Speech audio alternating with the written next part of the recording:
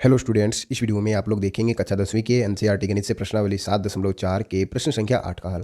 प्रश्न संख्या 8 में क्या कहता है, आइए देखते हैं।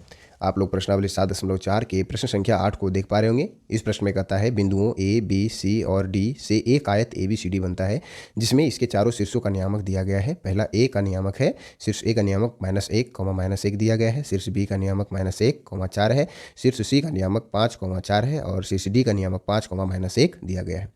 आगे कहता है पी क्यू आर और एस क्रमशः भुजाओं A B B C C D और डी ए के मध्य बिंदु हैं। उसके बाद आगे पूछा जा रहा है कि क्या चतुर्भुज पी क्यू आर एस एक वर्ग है, पहला प्रश्न। दूसरा है क्या यह एक आयत है। आगे पूछ रहा है क्या यह एक समचतुर्भुज है। सकारण हमें उत्तर देना है, मतलब पी क्यू आर एस क्या एक वर्ग हो रहा है या आयत है या समचतुर्भुज है, हमको ये बताना है और कारण के साथ बताना है कि ये वर्ग है या आयत है या समचतुर्भुज है। तो जैसा प्रश्न में कहा जा रहा है, पहले आइए उसके अनुसार से हम आकृति को खींचते हैं। तो यहाँ कहा जा रहा है कि ए बी सी डी जो है क्या है, एक आयत है। तो हमने ए बी सी डी ये हमने एक आयत खींच लिया है, ठीक है, जिसमें शीर्ष ए का नियामक दिया गया है -1, -1, ठीक है। शीर्ष बी का नियामक है -1, 4। शीर्ष सी का नियामक है 5, 4 और शीर्ष डी का नियामक है 5, -1 पे लिख देंगे 5, -1, ये शीर्ष डी का नियामक है। ये क्लियर है। अब आगे कर रहा है कि पी क्यू आर और एस क्रमशः भुजाओं A B B C C D और डी ए के मध्य बिंदु हैं, है ना। पी क्यू आर और एस जो है किसके मध्य बिंदु है, मतलब कि पी जो है हमारा ए बी भुजा का मध्य बिंदु है, ये देख पा रहे हैं, ये ए बी भुजा का मध्य बिंदु पी है।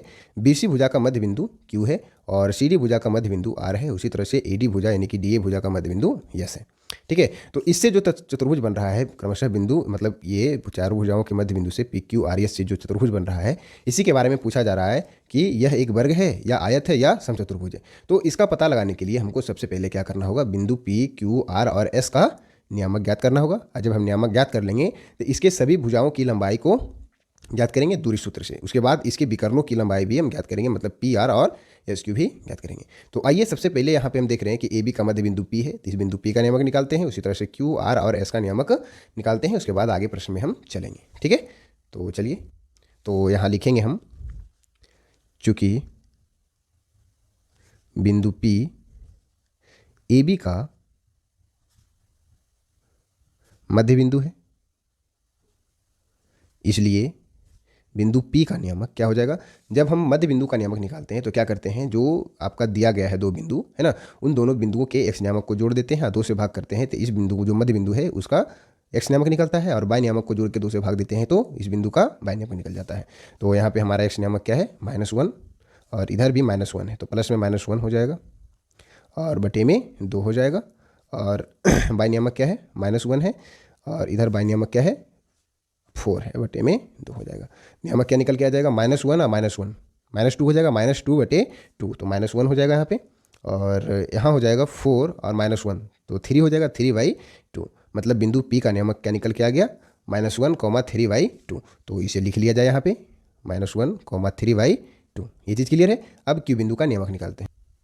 तो इसी प्रकार से लिखेंगे, चूँकि बिंदु Q किसका मध्य बिंदु है, ये BC है ना, बिंदु Q BC का मध्य बिंदु है,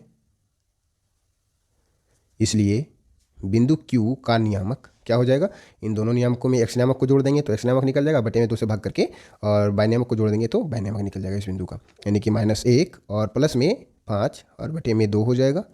और y नियामक क्या है, यहाँ भी 4 है वहाँ भी 4 है, तो 4 + 4 बटे में 2। तो यहाँ पे हो जाएगा 5 और -1 क्या हो जाएगा, 4 हो जाएगा, है ना। तो 4 बटे में 2 तो क्या आ जाएगा 2, और यहाँ पे 4 4 8 8 बटे 2 तो क्या आ जाएगा 4। यानी कि बिंदु Q का नियामक क्या निकल के आ गया, 2, 4। इसे भी लिख लिया जाए यहाँ पे 2, 4। ठीक इसी प्रकार से आगे लिखेंगे, चूँकि बिंदु R जो है DC भुजा का मध्य बिंदु है, तो यहाँ लिखेंगे चूँकि बिंदु R DC या CD लिखें, CD का मध्य बिंदु है, इसलिए बिंदु R का नियामक क्या हो जाएगा, x नियामक को जोड़ दीजिए। x नियामक क्या है इसमें, D और C में 5 और 5 बटे में 2। y नियामक को जोड़ दीजिए, -1 प्लस में 4 बटे में 2। क्लियर है यहाँ पे। तो 5 5 10 हो जाएगा, 10/2 10/2 क्या निकल के आ जाएगा 5, है ना। और -1 और प्लस में 4 है, तो यहाँ पे 3 आ जाएगा, 3/2 2 यानी 3/2 आ जाएगा। तो बिंदु आर का नियामक क्या निकल के आ गया 5,3/2। इसे भी लिख लेते हैं 5,3/2। ठीक, अब हम एस बिंदु का नियामक निकालते हैं। तो लिखेंगे यहाँ पे, चूंकि बिंदु एस जो है डी ए या ए डी लिखें, ए डी का मध्य बिंदु है, इसलिए बिंदु एस का नियामक क्या हो जाएगा, इसके बाय नियामक को जोड़िए और एक्स नियामक को जोड़ते हैं, भाग 2 से करते हैं। तो एक्स नियामक है -1 और +5/2। ठीक है, कॉमा बाय नियामक है -1 और प्लस में फिर -1/2। तो -1 और +5 क्या आ जाएगा 4/2। तो क्या आ जाएगा निकल करके 2 और -1 -2 यानी कि -1। तो क्या आ गया बिंदु एस का नियामक 2,-1। यहाँ भी लिख लेते हैं इसे भी 2,-1। ये चीज़ समझ में आ रहा है। तो हम यहाँ देख रहे हैं कि ये जो बिंदु पी क्यू आर एस से जो चतुर्भुज पी क्यू आर एस बन रहा था उसके चारों शीर्षों का नियामक निकल चुका है। अब हम यहाँ से आगे क्या करेंगे, इसके सभी भुजाओं चतुर्भुज पी क्यू आर एस में सभी भुजाओं P Q Q R R S और एस पी की लंबाई को ज्ञात करेंगे दूरी सूत्र से। ठीक है, तो ये ज्ञात करते हैं। ये लिखेंगे यहाँ पे दूरी सूत्र से। दूरी सूत्र क्या होता है आप लोगों में से सभी छात्रों को पता होगा, हमने बहुत बार इस क्वेश्चन को बताया है दूरी सूत्र वाले क्वेश्चन को। x1 - x2 का होल स्क्वायर और प्लस में y1 - y2 का होल स्क्वायर। मतलब यदि हमें दो बिंदुओं के बीच का नियामक x1 और y1 और x2 y2 दिया गया है तो उन दोनों बिंदुओं के बीच की दूरी को हम इस सूत्र से ज्ञात कर सकते हैं। ठीक है, तो आइए इस सूत्र से सबसे पहले हम PQ की लंबाई को ज्ञात करते हैं। तो दूरी सूत्र से PQ की लंबाई क्या हो जाएगी, यहाँ पे आप देख पा रहे हैं कि ये P बिंदु का नियामक -1,3/2 आया है और Q बिंदु का नियामक 2,4 आया, जिसे हमने लिख लिया था पहले। तो इसे हम क्या करते हैं, पहला नियामक ले लेते हैं और इसको दूसरा नियामक ले लेते हैं। तो यहाँ पे पहला नियामक है तो मतलब कि ये x1/1 और ये x2/2 हो जाएगा। तो जैसा सूत्र है उसके अनुसार से वैल्यू इसमें हम भरते हुए चलेंगे। ठीक है, तो PQ बराबर क्या हो जाएगा x1 - x2। x1 क्या है -1 है और माइनस में x2 क्या है 2 है। तो इसका क्या है होल स्क्वायर रखेंगे। प्लस में y1 - y2 है, y1 क्या है 3/2 है और y2 क्या है 4 है माइनस में, और इसका होल स्क्वायर हो जाएगा, ये रहेगा अंडर रूट में। ये चीज़ क्लियर है। अब बराबर में इसको हल करें तो -1 और -2 3 हो जाएगा, -3 का स्क्वायर करेंगे तो 3 तिहाई 9 आ जाएगा। प्लस में यहाँ पे है 3/2 और माइनस क्या है 4 है, तो यहाँ पे 3 और 2 चौके 8/2, मतलब इसको हल करेंगे तो इस तरह से आएगा, है ना। और -8 और 3 प्लस में होगा तो -5/2 इसका वैल्यू निकल के आएगा। -5/2 का स्क्वायर करेंगे तो क्या आ जाएगा 5×25 2 × 4, ये रहेगा अंडर रूट में। ये चीज़ क्लियर है। अब आगे इसको यदि लिखें तो यहाँ पे आ जाएगा एलसीएम लेने के बाद 9 चौके 36, है ना, प्लस में 25 में नीचे क्या रहेगा 4, इसके नीचे कुछ नहीं है तो भिन्न का जोड़ की तरफ से हल करेंगे तो इस वैल्यू निकल के आएगा। और अब 36 और 25 को जब जोड़ देंगे तो 6 × 5 = 11, 3 × 2 = 5, 1 × 6 = 61 अंडर रूट में, है ना। तो PQ भुजा की लंबाई क्या निकल के आ गई अंडर रूट 61/4। ठीक, इसी तरह से दूरी सूत्र से जो है हम PQ भुजा की लंबाई निकाल लिए हैं। अब निकालेंगे QR भुजा की लंबाई। तो यहाँ पे लिखेंगे भुजा QR की लंबाई बराबर अंडर रूट, सूत्र हमारा x1 - x2। तो इसे अब ले लेते हैं पहला नियामक, इसे ले लेते हैं दूसरा नियामक। ठीक है, तो ये x1/1 ये x2/2। तो x1 - x2 यानी कि 2 और -5 का होल स्क्वायर और प्लस में y1 - y2 यानी कि 4 और -3/2 का होल स्क्वायर। ये चीज़ क्लियर है। अब इसे हल करेंगे तो क्या आ जाएगा वैल्यू निकल करके 2 में से 5 जाएगा तो -3 का स्क्वायर तो 9 और प्लस में 4 और -3/2 मतलब 4 दूनी 8, 8 में से 3 जाएगा तो 5/2 का स्क्वायर करेंगे, है ना। तो 5×5 = 25 और 25/2 दूनी 4, वही वैल्यू निकल के आया। तो यहाँ भी वही आ रहा है ना, यहाँ भी आया था 9 + 25/4, यहाँ भी 9 + 25/4। तो इस वैल्यू को आगे हल करने का जरूरत नहीं है, जब सेम वैल्यू आया तो इसे भी हम लिख सकते हैं कि इसका वैल्यू हल करने के बाद क्या आ जाएगा 61/4 आ जाएगा, है ना। या इस चीज़ को आप लिख सकते हैं अंडर रूट 61 और 4 का वर्गमूल निकलेगा जो कि 2 के बराबर होगा, तो यहाँ भी लिख सकते हैं अंडर रूट 61/2। ये चीज़ क्लियर है। तो QR भुजा की लंबाई निकल गई है। अब RS भुजा की लंबाई को ज्ञात करते हैं। तो यहाँ लिखेंगे RS भुजा की लंबाई बराबर, अब इसे पहला नियमक ले लेंगे, इसे दूसरा ले लेते हैं।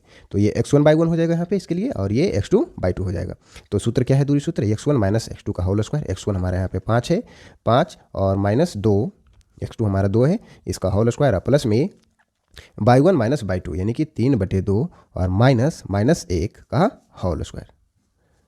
ठीक है, अब इसे हल करेंगे तो 5 में से 2 जाएगा तो 3 आ जाएगा, 3 का स्क्वायर 9 और प्लस में यहाँ पे हो जाएगा 3/2 और ये माइनस क्या हो जाएगा +1 हो जाएगा। तो 2 एकम 2, है ना। तो 2 3 5, 5/2 यहाँ भी आ गया, तो 25/4 यहाँ भी आ जाने वाला है।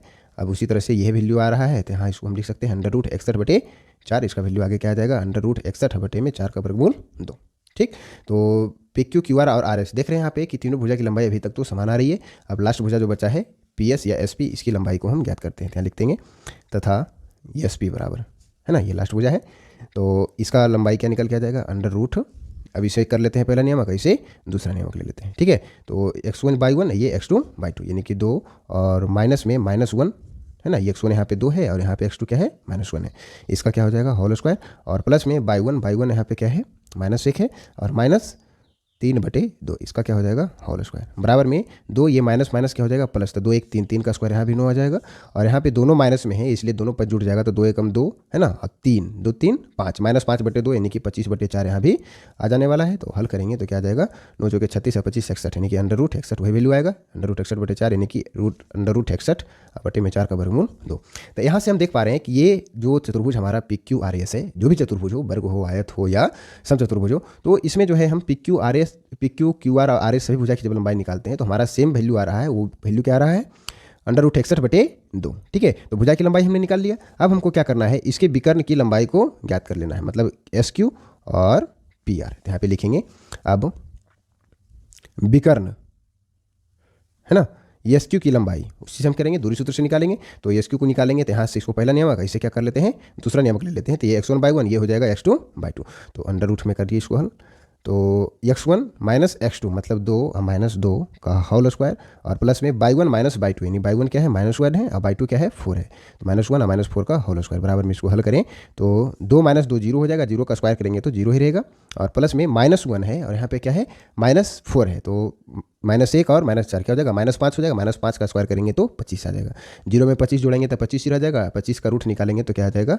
5, मतलब विकर्ण की लंबाई क्या निकल के आ गई, 5 निकल के आएगी एक विकर्ण की लंबाई। ठीक है, तो तथा दूसरे विकर्ण की लंबाई निकालते हैं, तथा विकर्ण कौन सा है दूसरा, ये पी आर है ना, तो पी आर की लंबाई बराबर क्या हो जाएगा अंडर रूट, इसे क्या करते हैं हम पहला नियमक ले लेते हैं, इसे दूसरा नियमक ले लेते हैं, तो ये x1/1 ये x2/2, तो x1 - x2 यानी कि 5 और -1 का होल स्क्वायर, और प्लस में बाई वन -2 यानी 3/2 और माइनस में 3/2 का स्क्वायर है, 3/2 - 3/2 का स्क्वायर। ठीक है, बराबर में आ जाएगा 5, ये माइनस माइनस का हो जाएगा प्लस, है ना, तो 5 1 6 6 छक्का 36 और प्लस 3/2 में से 3/2 जाएगा तो 0 बचेगा, 0 का स्क्वायर करेंगे तो क्या रह जाएगा 0 रह जाएगा। अब यहाँ से 36 + 0 करेंगे तो 36 और 36 का रूट निकालेंगे तो क्या आ जाएगा 6 आ जाएगा। ठीक है, तो यहाँ से हम देख पा रहे हैं कि यह जो है चतुर्भुज जो पी क्यू आर एस है, इसके सभी भुजाओं पी क्यू आर और आर एस की लंबाई क्या है, बराबर है, लेकिन इसके विकर्ण एस पी और आर पी की लंबाई सेम नहीं है, क्योंकि एक 5 आ रहा है और एक क्या आ रहा है 6 आ रहा है। इसी को आप समझ पा रहे हैं। तो यहाँ से हम क्या लिखेंगे कि यहाँ चतुर्भुज पी क्यू आर एस की सभी भुजाएं, पी क्यू आर एस की सभी भुजाएं बराबर है, परंतु इसके विकर्ण बराबर नहीं है, है ना, अतः यह एक वर्ग, है ना, या आयत नहीं होगा, यह एक समचतुर्भुज होगा, यह एक समचतुर्भुज होगा, है ना। यहाँ पे इसकी सभी भुजाएं आपस में बराबर है, तो यहाँ से हम सीधा कर सकते थे कि ये जो है एक आयत नहीं होगा, और जब विकर्ण बराबर हो जाता तो ये एक वर्ग हो जाता, समचतुर्भुज नहीं होता, क्योंकि समचतुर्भुज के विकर्ण आपस में बराबर नहीं होते हैं, एक दूसरे को भले ही क्या करते हैं समकोण पर समद्विभाजित करते हैं, है ना, समचतुर्भुज के विकर्ण, लेकिन आपस में बराबर नहीं होते, लेकिन वर्ग के विकर्ण जो है क्या होते हैं आपस में बराबर होते हैं, है ना, और आयत के विकर्ण भी आपस में क्या होते हैं बराबर होते हैं। तो यहाँ से कहा जा सकता है कि यह जो है ना ही आयत होगा और ना ही एक वर्ग होगा, क्या होगा, यह एक समचतुर्भुज होगा। तो ये प्रश्न क्लियर है। तो आशा करते हैं कि आप लोग प्रश्न संख्या 8 को बिल्कुल ठीक तरीके से समझ गए होंगे। जरा एक बार स्टार्टिंग से आप देख सकते हैं, तो आप देख पा रहे होंगे हमने प्रश्न को हल करने के लिए यहाँ से आरंभ किया है। ठीक है, नोट करना चाहें तो नोट कर सकते हैं। और इस तरह से पहले हम क्या किए थे, चारों बिंदु पी क्यू और आर एस, है ना, पी क्यू आर और एस का जो है नियामक निकाल लिए थे। उसके बाद जो है दूरी सूत्र का प्रयोग करते हुए सभी भुजाओं की लंबाई पी क्यू आर और आर एस की लंबाई ज्ञात किया, उसके विकर्णों की लंबाई ज्ञात की, उसके बाद इसको बता दिए कि यह समचतुर्भुज है कि वर्ग है या आयत है। तो ये प्रश्न क्लियर है। चलिए मिलते हैं अगले वीडियो में, तब तक आप हमारे चैनल पर बने रहेंगे। धन्यवाद।